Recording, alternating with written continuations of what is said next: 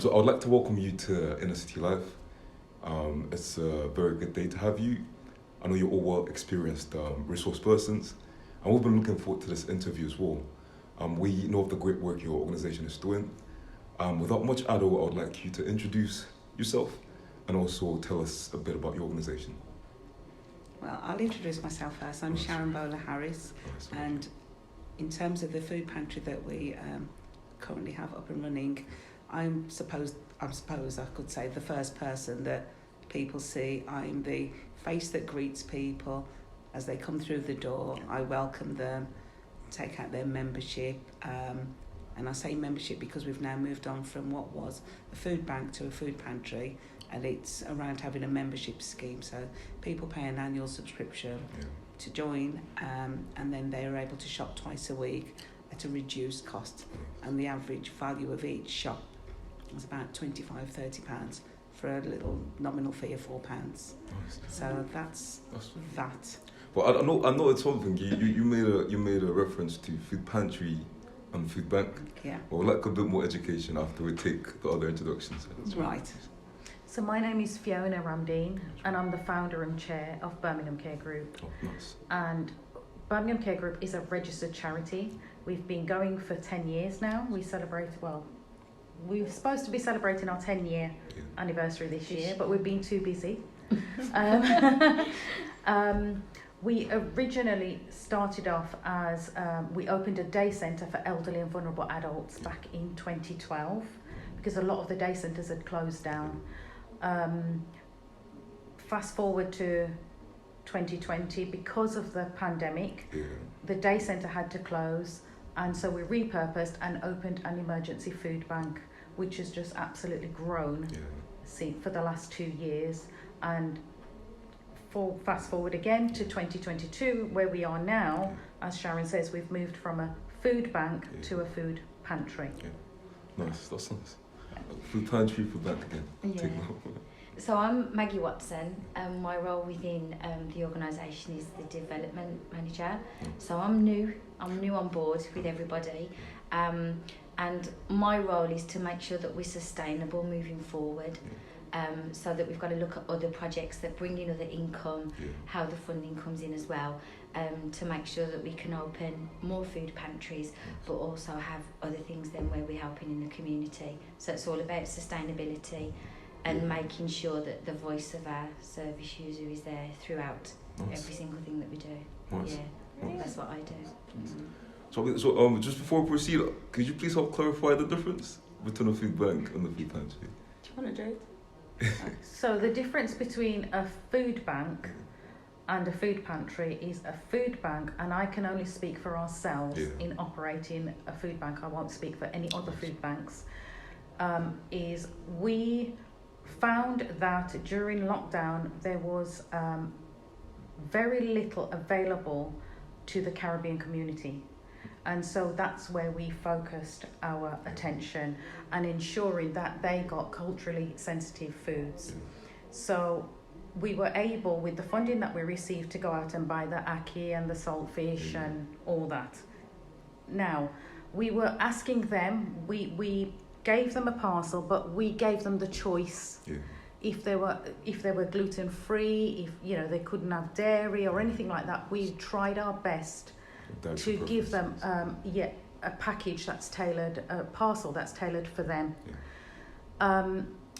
The food pantry, we decided 2 years later that we need to give them back their dignity, their independence, so they feel that they're becoming more responsible for themselves. Some people still have an issue with coming to a food bank and getting a parcel. So we decided to turn it into a food pantry, and the food pantry is where they actually come in and shop themselves.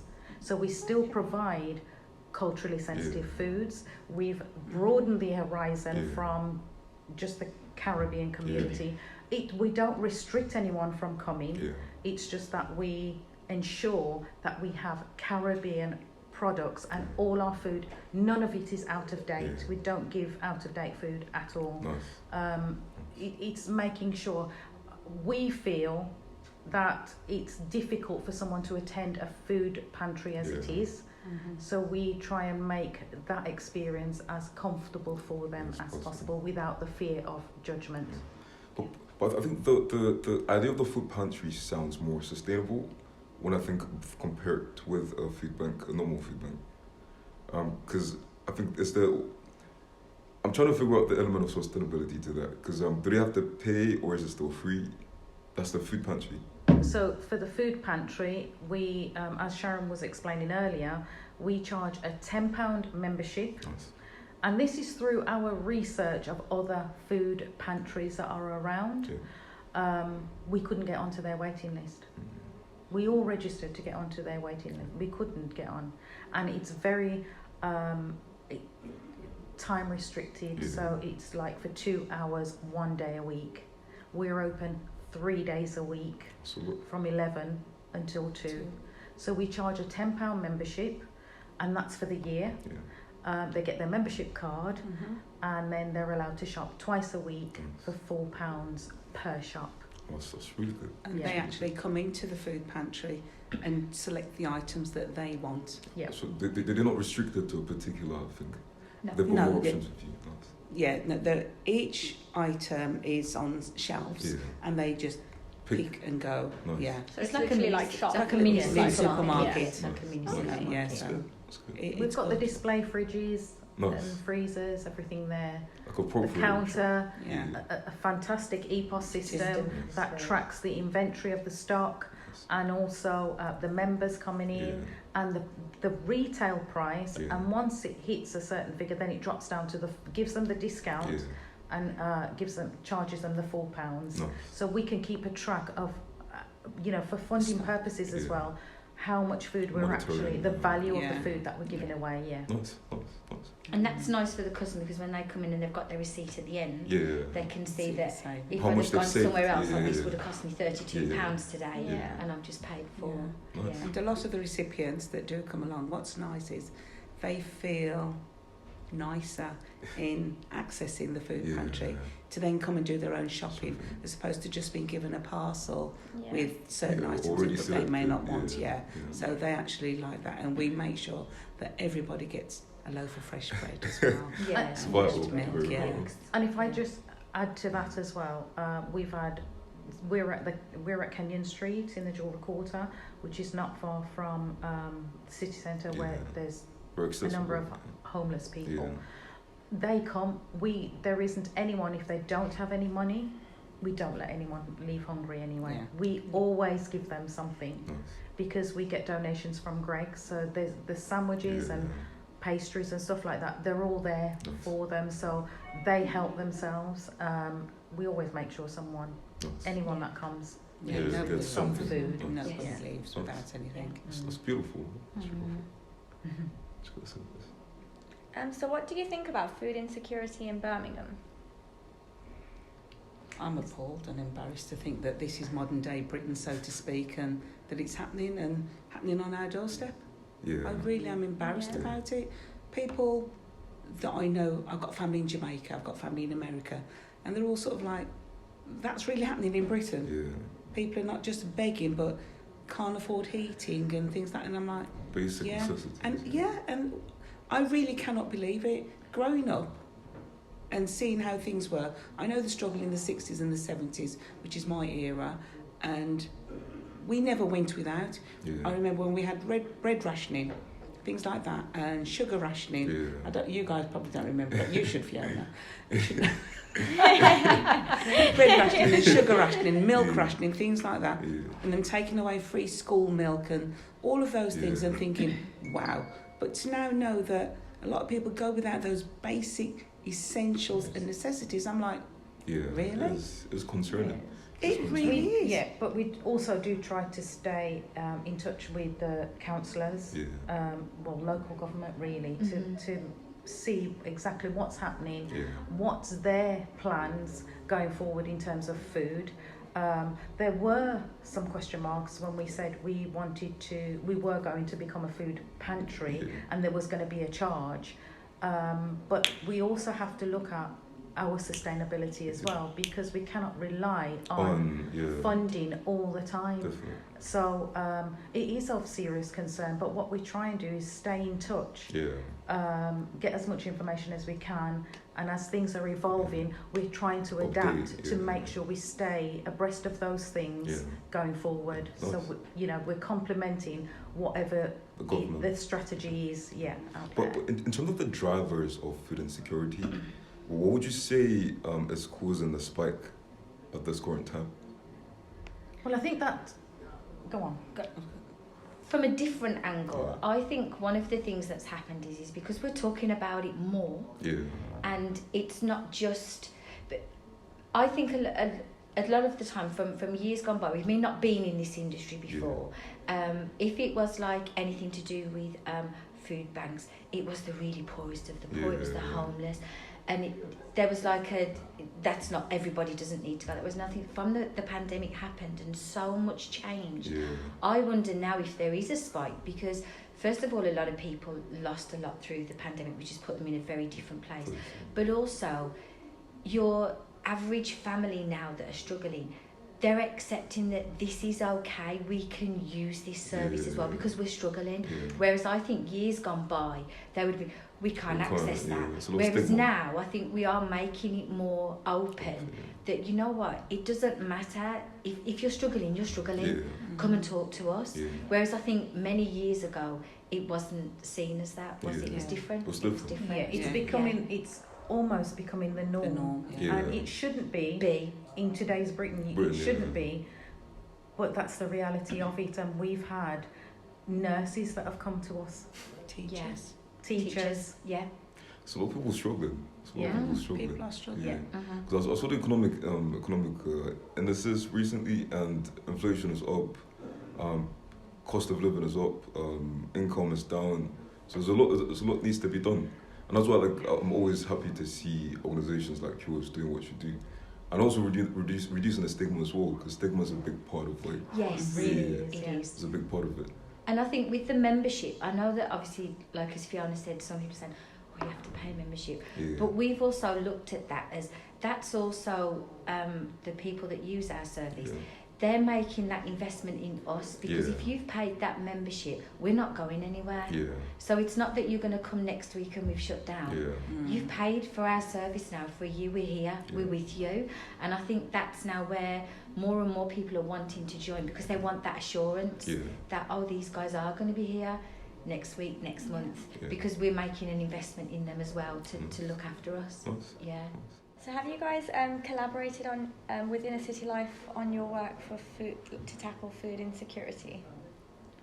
So at the moment what we're doing is any surplus that we have at the end of when our food pantry closes down, we're bringing it to you guys, but then we are starting to have that conversation about where's the food coming from, how things are being distributed, where else can we work with you guys, because we might get some things in that come in that our clientele that come to us might not use as much, whereas then you guys will have a different audience to us sometimes that then will.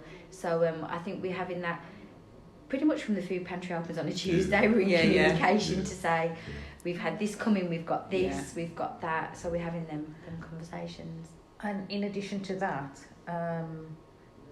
for your housing, we also get blankets from Colourways, and Colourways is they do printing for Amazon and very.co.uk. So we have boxes of blankets ready for the winter that we can pass on to your clientele. So I think that brings me to the question I want to ask in terms of future plans with Inner City Life. Do you guys foresee any collaborations in the future? I think absolutely. Because it's new and fresh at the minute, we've got to work out what that would look like. But I think because we're all on the same path. And although your title is Inner City, that's the name of your charity, us branching out to other areas of Birmingham, it's looking at what Inner City Life charity can do their within well. that area as well. So when we're talking about collaboration, is whatever areas we go to, it's always looking at what we can what we can do together there to make that area better for the citizens. So you're talking about moving into the inner city. What projects have you got planned in the future? We're also looking at supported living, and that's part of, obviously we know there's a housing crisis as well, but it not only helps to make us our charity sustainable, but it's also helping people that are homeless or need temporary accommodation. I think the homelessness issue is becoming very topical. Yes. Maybe we can get you next time to have a in-depth conversation on that. Yes, there is a conversation that I would like to have about some future plans. And it's plans that we've talked about for years, but I think it's maybe time to put it into practice with regards to the homeless. With your expertise as well, our idea and expertise, I'm sure that there is some collaboration there to further support our homeless citizens. Another pleasure will be ours. We've talked about something for quite a while, haven't we, to do with the homeless, but it's a constant conversation, and it's having that, how could we move this forward? But now obviously we've met you guys, it's kind of like a path where we can think, that's where that conversation now needs to also be held. Lovely. We always say nothing before it's time. And in the summer as well, this year it was put on hold because of the in celebration of the Queen's Jubilee, but we're also involved with an event called Bringing Communities Together, which is an annual event that takes place in Handsworth Park. And it's a health awareness and family fun day that we're involved with, and that's in collaboration with UK Legends of Legends.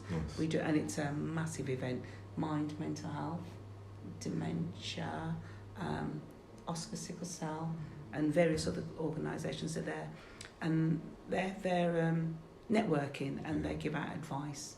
And there's also the blood donation people.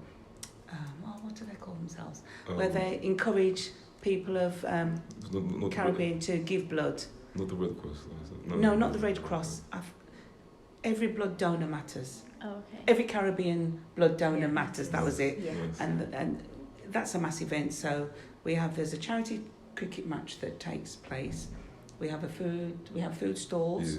And there's also, as I say, these health organisations, and then there's bouncy castle and face painting and things. It's really nice. It's a really good community event, and they have a little service takes place at the bandstand, recognising people who we've turned it into that, who passed during COVID as an honorary thing for them there. But it's very good to know that we're involved in that as well.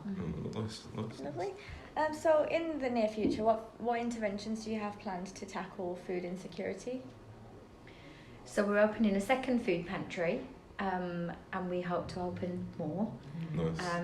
But with that, it's about that education that comes along with it as well, to say to people that, even when you're on a budget, if you shop this way, you can get the most out of it, and re-educating people on that side of it as well. And just trying to reach out there more and more to let people know what we're doing, and for them to get involved as well and come along and see. There's also Panelcroft, which is based in Newtown. That's a retirement village for elderly people, and because we know they can't come to the food pantry, we take their parcels to them. So they are still members, but we deliver to them as well. So it's reaching out. We're not just supporting people that actually attend the food pantry. There's another organisation, Guardian Housing. They've signed up with us, and then they will let us know how many parcels they need.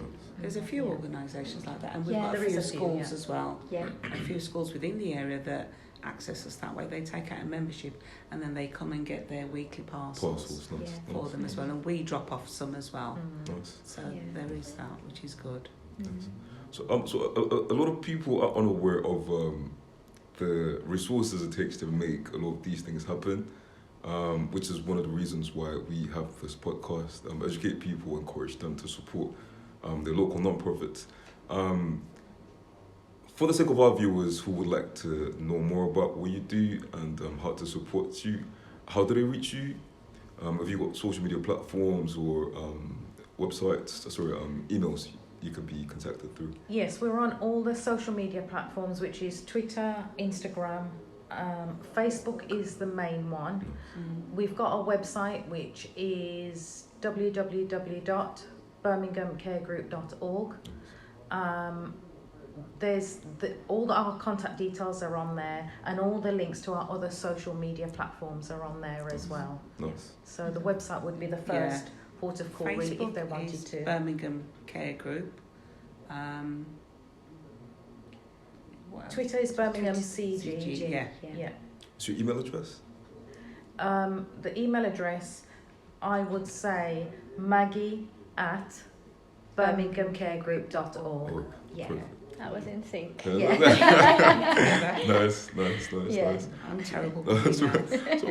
So I'm gonna let Iman bring this very productive session to a close.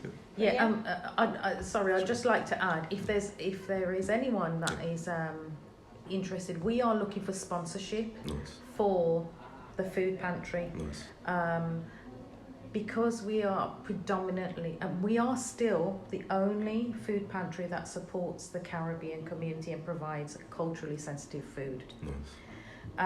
There isn't another one like this, and that's why we're looking at branching out, and that's maybe why we've been approached to open the other one, and in particular in Wolverhampton, because there isn't one up there that supports the Caribbean community up there. It's my first time of actually hearing of a very targeted project like yours.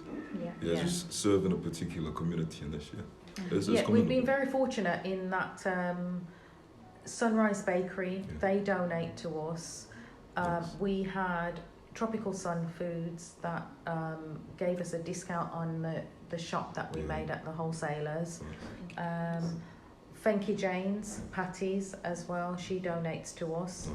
And then we're in discussions, and we're trying to get Grace Foods on board as well at the moment. Nice. That's beautiful. So. That's beautiful. That's beautiful. Is there anything else you guys wanted to say? I just wanted to thank you again right. for giving us the opportunity, That's right. and we look forward to working with you in the future. Yeah, definitely. Thank you guys very much. It's been a pleasure having you here today. Thank you. And we've learned a lot about what you guys do, so it's amazing, and I think what you guys are doing is really, really great. But yeah, it's been lovely having you, and hopefully we'll have you here again soon with us. Thank you all for coming. You need to come and visit us. No, definitely. We will, definitely. Definitely. Thank you. It's definitely in the plans. Thank you. Thanks. Thank you very much.